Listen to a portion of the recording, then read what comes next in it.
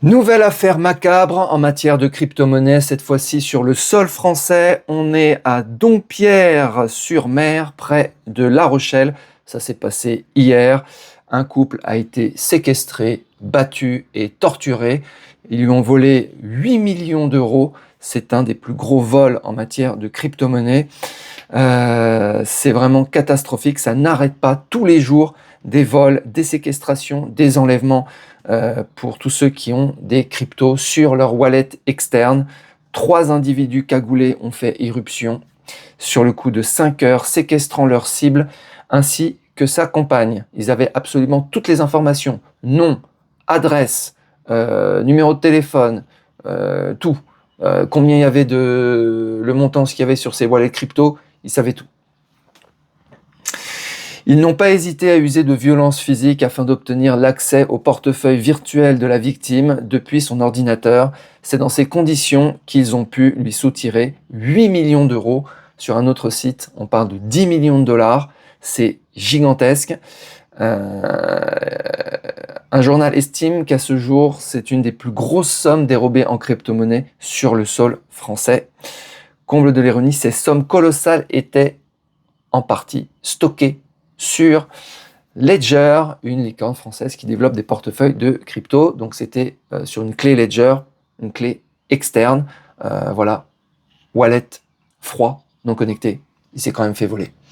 Alors pour tous ceux qui me disent, oui mais Marc, la clé pour ne pas se faire séquestrer, enlever et voler, c'est la discrétion. Je leur dis, faux, complètement faux, puisque toutes les données de wallet, vos adresses, vos noms, vos numéros de téléphone, tous les montants qui sont évidemment sur vos wallets, tout est connu. À part évidemment vos seed phrases, qui ne sont pas connus. Mais comme tout le reste est connu, eh bien, les ravisseurs n'ont qu'à débarquer chez vous pour vous voler vos cryptos. Alors, à partir de combien combien d'argent sur votre wallet vous êtes en risque d'enlèvement et de kidnapping? À partir de 50 000, 100 000, vous êtes déjà en risque. Alors, comment ils ont ces données? 2 méthodes. Première méthode, simplement, il y a des fuites de données, puisque Ledger, il y a eu déjà plusieurs fuites de données, donc toutes les données ont été diffusées partout. Elles sont revendues sur le dark web, donc elles sont connues de tout le monde. Il suffit que vous ayez fait un KYC à un moment donné, sur n'importe quelle plateforme, avec votre wallet. Ils ont relié votre nom, votre adresse et votre wallet, sachant que le wallet, c'est public, les transactions sont publiques, ils savent très bien combien il y a sur votre wallet. Donc, ils savent combien il y a, ils ont votre nom, ils ont votre adresse, ils n'ont plus qu'à venir chez vous. Voilà. Donc, fuite de données, parce qu'il y a des, il y a des scammers, des hackers qui arrivent à percer en fait tous les systèmes.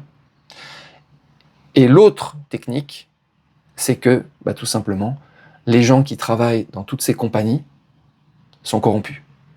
Donc, moyennant un petit bakshish, ils vont revendre des bases de données entières de clients avec le wallet et le nom et l'adresse. Voilà. Alors, si vous n'avez jamais communiqué à qui que ce soit, plateforme, Binance, Kraken, Ledger, machin, si vous n'avez jamais rien fait avec votre wallet, effectivement, personne n'est au courant. Vous en avez sûrement parlé à votre femme, vous en avez parlé à quelqu'un. De toute façon, on en parle toujours à quelqu'un, de toute façon, on fait toujours un KYC. Mais si par miracle, vous ne l'avez pas fait, peut-être que vous êtes en sécurité. Sinon, c'est un vrai problème, ces cryptos, ces wallets externes, ces wallets chauds, ces wallets froids, tous les wallets, c'est vraiment une cata totale. Voilà. Écoutez, c'est moche, mais les victimes, cette fois-ci, sont en sécurité.